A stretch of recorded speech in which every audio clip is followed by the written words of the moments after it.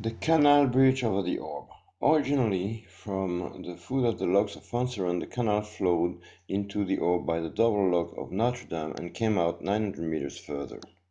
Navigation on this river course was guided by a wooden beam mounted by a beaten pile in the riverbed. Pierre-Paul Riquet had built a dam with a sprinkler to regulate the water of the Orbe. In spite of this arrangement, the channel was regularly flooded. During the flood of the river, the water mixed with those of the canal in spite of presence of guard d'or. Navigation was very regularly stopped. Numerous projects were studied without ever seeing the light of day. Already in 1739, Vauban had presented a project of a bridge canal connecting to the scale of locks of Fonceran, but this project was considered too ambitious and too expensive. Yet this idea was taken up and carried out through by Jean Urbain Mague, chief engineer of the Compagnie du Canal du Midi.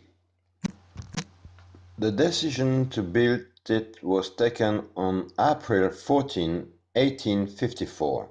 The first stone was laid on October 3 of the same year, and the new section of the canal was completed in April 1857 and inaugurated in the November of the same year. The old structures seen from the road bridge give an impression of elegance, volume, with its gallery with arcades. Some numbers. Total length 192.5 meters with 7 arches, 17 meters open, 2 arches, 4.36 meters, 8 piles, 3 meters thick, total width 15 meters including the canal basin, 8 meters wide, 2 paths, 3 meters each, 2 parapets, 0.50 meters thick.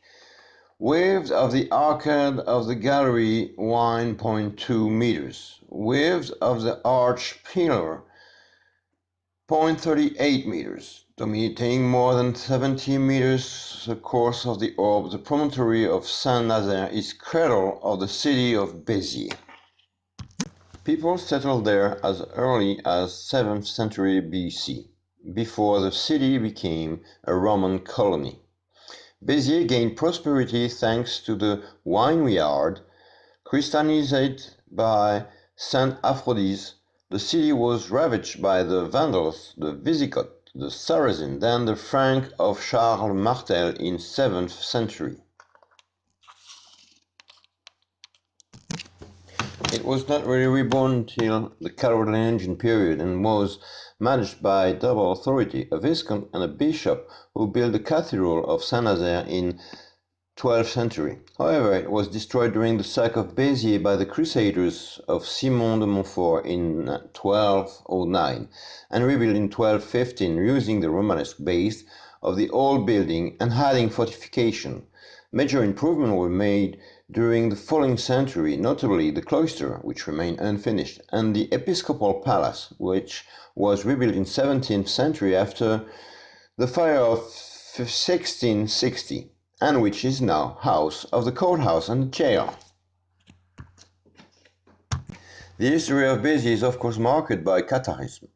Appearance at the beginning of the 10th century, Catharism spread in Languedoc at the end of the 11th century, radiated by its culture and its tolerance. In the 12th and 13th century, the Cathar religion gained such a social weight that people preached the crusade.